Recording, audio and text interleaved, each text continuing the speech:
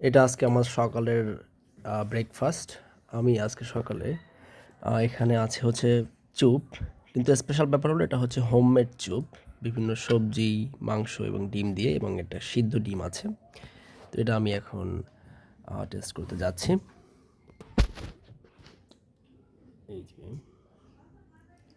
বিসমিল্লাহ।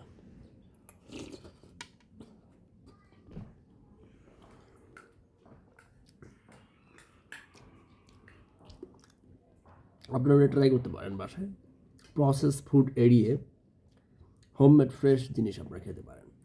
এটা আসলে ওইভাবে হয়তো দেখা যাচ্ছে না।